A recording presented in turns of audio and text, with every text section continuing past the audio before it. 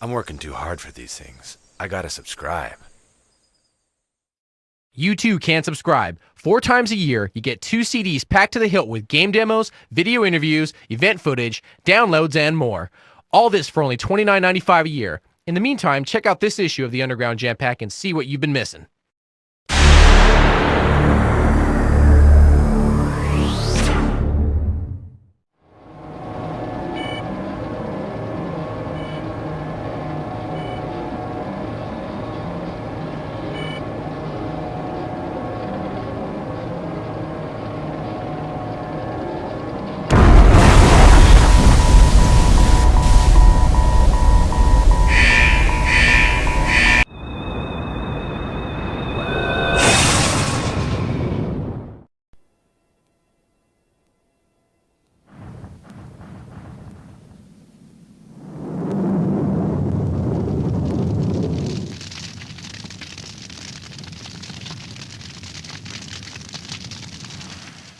When you make a game, all you start with is a blank piece of paper and a few big ideas. I wanted to see a game that was in full 3D, but where the primary focus of the game would be interaction with the enemies. To the best of my knowledge, that had never been done before. How do you end up with a video game world that pulls you in? How can you make it stand out from other games? Your team will hit development walls and have to search for breakthroughs.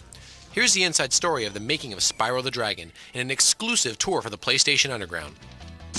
The most difficult part was the beginning, determining what kind of game we were going to do after Disruptor. Craig Stitt said, you know, I've always wanted to do a game about a dragon. I've always loved dragons. To me, they are just the greatest creature. I mean, it's the combination of a Tyrannosaurus Rex with wings and breathes fire. I mean, you've got the best of everything in a dragon. And immediately everybody said, yeah, that's it. Because dragons can fly, they can run, they can flame, they can jump, they can do anything, and they're cool. In the game, you play the part of Spyro. An evil creature named Nasty Nork has cast a spell turning all other dragons into crystal statues. You have 3 major objectives in the game. The first is to rescue all the dragons, the second is to collect the treasure that Nasty has stolen from the dragons, and the third goal is to defeat Nasty himself. Designer Mark Cerny had come from such games as Disruptor, the Crash Bandicoot series, and Marble Madness. In Spyro, he had new ground he wanted to cover. I had this idea that you could do a panoramic 3D engine on the Sony PlayStation, where there wouldn't be any fog in the distance. And I challenged Alex Hastings to create such an engine. Most of what it takes to pull off that sort of panoramic engine comes around in, assembly draw routines. In fact, I told him very specifically how to go about creating it. He blew me off and did something totally different.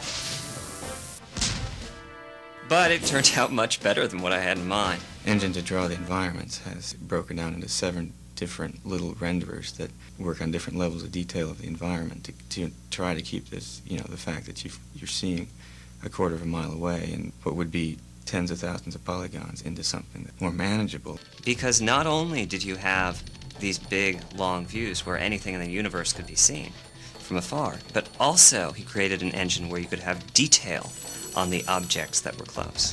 The real trick is that in every transition we try to do a fade or morph transition, something where you're not going to see it. I think there's never been a console video game where you got both of those. He had to write some damn good code.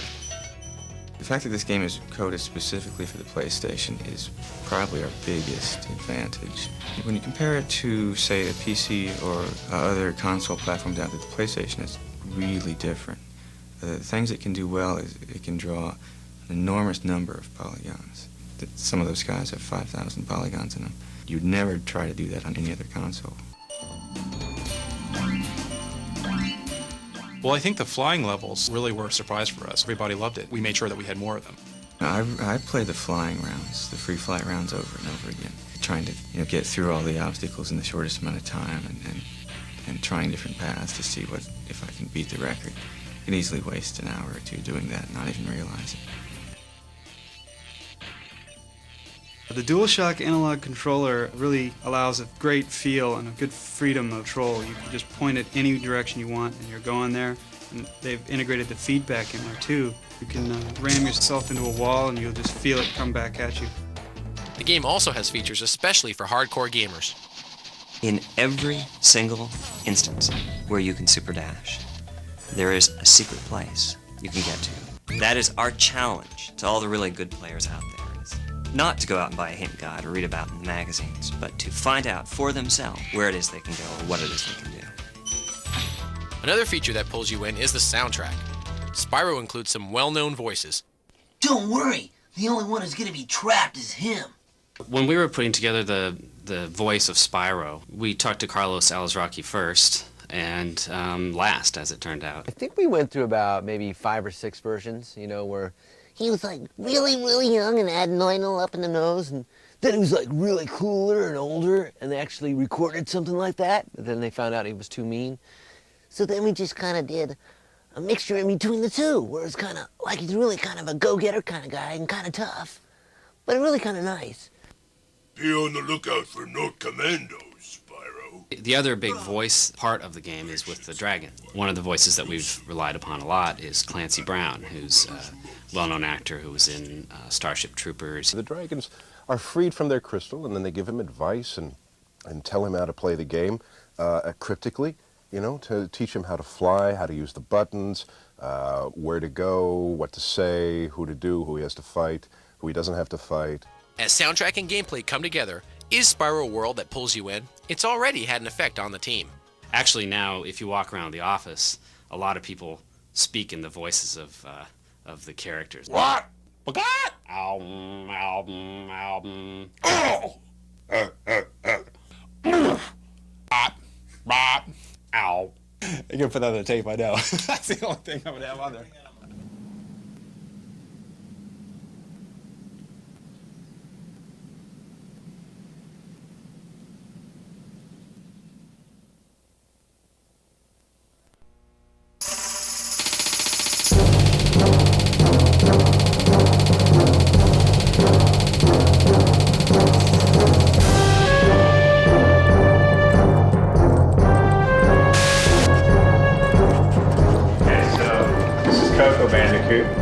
Crash's sister. This game she's going to be riding on a tiger. She's a playable character. And over here we have Tiny the Tiger, who was one of the characters in Crash 2. This is Crash in Time, so this time we're going to be fighting against Tiny in the Coliseum. He's a Roman gladiator. Hey Mark, what's going on? We'll keep it real.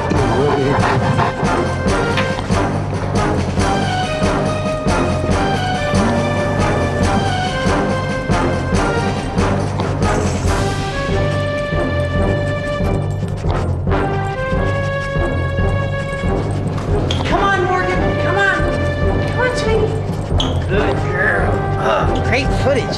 Thanks for the underground footage. We'll put you in the next underground. I got a cam.